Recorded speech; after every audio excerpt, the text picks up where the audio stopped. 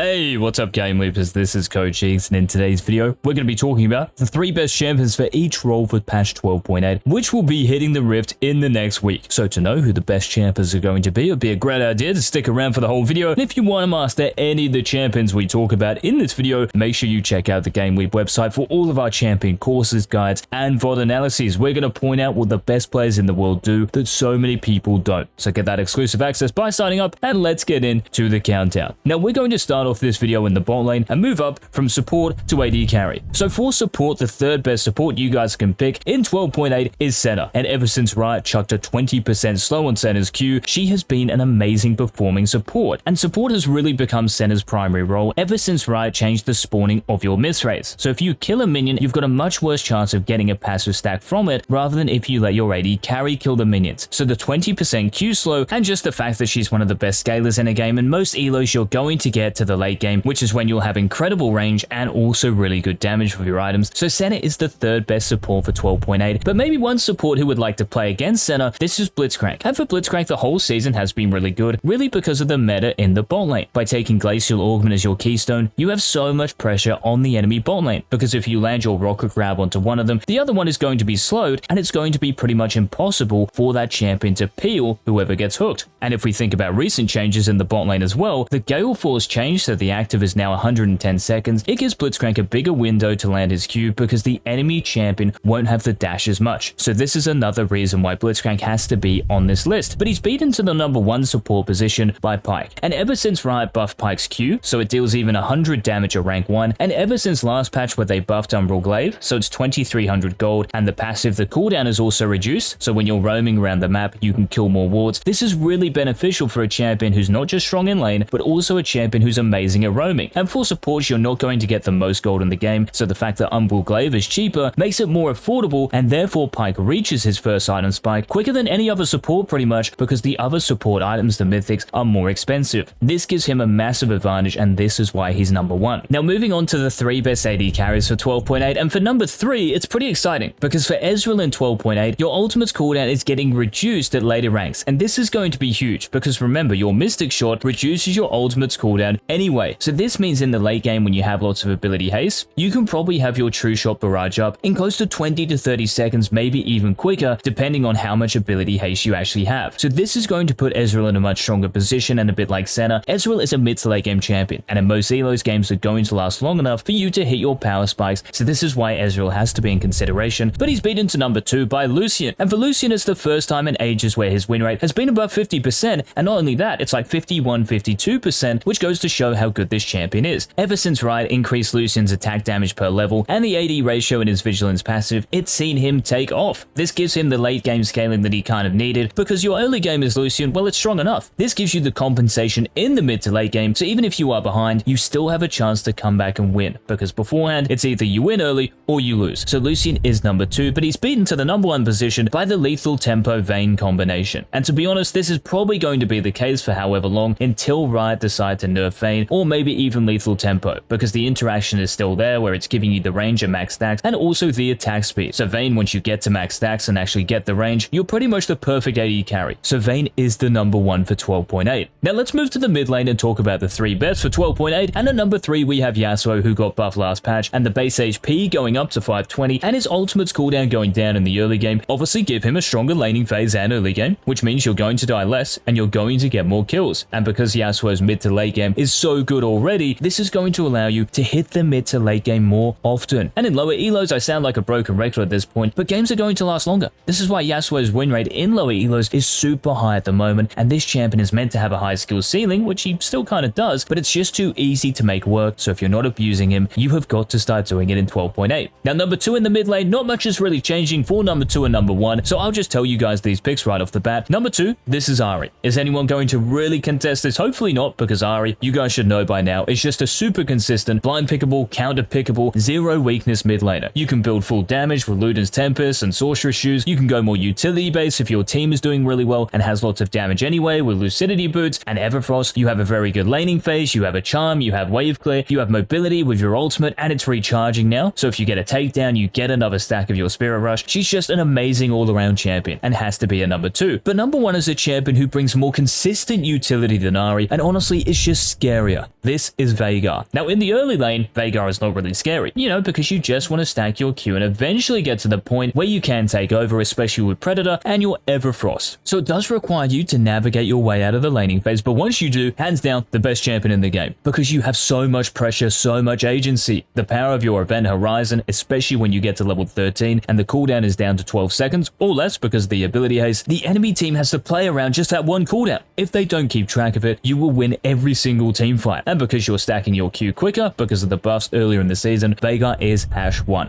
Now speaking of OP champions, what do you guys think about Poppy in 12.8? Because the changes, if they do go through, I think they might even make Poppy the best jungler and maybe even champ on the Rift. And the big change I'm talking about is the 4-second decrease in your W's cooldown. So this might even encourage Poppy players to max their W after their Q. I guess it might depend on the enemy team composition. So if they do have a lot of dive and dashy champions, that would definitely be viable. But what's also happening is your ultimate is getting a bunch of buffs, and one buff that looks really nice is the cooldown refund. So it's going from 30 seconds to 15 seconds. So hopefully if it gets interrupted during a team fight, you don't have to ping your teammates off. You can buy a bit of time for yourself and use it once it comes back off cooldown. This is going to be very important because of these buffs. I mean, Poppy is still in a decent position. Even in this current 12.7 patch, it's going to push her into the OPs. And one of these OPs at the moment who will continue to be broken in 12.8, this is Kha'Zix. And whether you're going Gordrink and Bruiser Kha'Zix with Conqueror or straight up damage with First Strike and Duskblade, this champion has been so good for so long, and because 99.9% of people don't know how to jungle, Kha'Zix players get a level 3 pretty much for free in every single game. So for the first 2 levels, they're incredibly weak, but no one will do anything against them. So they hit level 3, they hit level 6 probably as well for free, and at that point, it's already too late to stop him. But number 1, this is a similar champion to Kha'Zix, and this is Rengar. I mean, Rengar's first few levels, they're actually a lot stronger than what Kha'Zix's are, but again, this champion wants to hit level 6 as free as possible, and then that's where he starts to take over. And if you let him do that, this kitty cat is going to rain hell on the Rift. And because of the changes a few patches ago, and because your clear improved last patch, because your W is dealing more damage to monsters, going to be really useful when you're clearing raptors, krugs, and walls. Your clears quicker, you can get through the jungle quicker, and you can just make more plays on the map. So Rengar is in a great position and will continue to be in that great position in 12.8. Now the last role, of course, we have to talk about, this is the top lane, and coming in at number 3, this is Jax. And because of those W buffs and HP buffs, Jax has been swinging on the Rift, and I mean in a good way. He has been clubbing people to death in the top lane, and it might even be one of the main reasons why TF Blade is currently carving up Korea. Because a W buff Jax, the buffs that also came into his HP, they make your early laning phase, which is probably when you're most vulnerable, better. So you can hit the mid to late game, you can hit your 2-3 item spikes in most games now. And this is when very few champions can deal with you. Even if you're not having the best game, Jax has so much innate power that if you get to that point, very difficult to stop. So he's number 3. Now number 2 on the top lane countdown, this is Fiora. Very similar champion. In fact, all of these top lane champions on this list, they are bruisers. And in solo queue, all of their stats are ridiculous, Fiora included. The grand duelist ever since 12.3, where Riot buffed Gordrinker, Death's Dance, Mora Malmortius, Ravenous Hydra, and also Black Cleaver for your benefit, because pretty much every single one of those items is giving you more attack damage and ability haste, really useful for Fiora, because getting more lunges off to proc your vitals, even having your E on a lower cooldown, your Apostle on a lower cooldown, all of these are nice and really beneficial. And for this champion, really ever since Riot changed Conqueror back to 5 seconds the stacking, she is just incredibly strong, and it's impossible for me not to put her on this countdown. But she is beaten to the number 1 top lane position, and I mentioned this champion as the 2nd strongest champion in the whole game in yesterday's top 15 champions video, and this is Riven. And for the Exile, just like Fiora, the Gordrinker buffs, the Black Cleaver buffs, the Mora Malmortius buffs, the Death's Dance buffs, like if you haven't climbed a tier and you're a Riven main, something has to be wrong, because the champion is just too darn broken. Even if you have never touched Riven before, she's that broken that you could probably first pick her and still win a game. You don't even need to practice your mechanics for hundreds or thousands of hours in the practice tool, because she is that strong. With Gordrinker's mythic passive, activating even more ability haste, with Black Cleaver giving you more haste, with Gordrinker giving you more damage, these stats define who Riven is as a champion. So when they get buffed, Riven gets indirectly buffed, and this is why she is the number 1 top laner for 12.8. So thank you guys for watching the countdown. Let us know in the comments any thoughts you have. If you would change some of the champions, let us know. And of course, if you did enjoy the video, please remember to leave a like down below, and I will see you until tomorrow's daily season 12 upload. This has been Coach.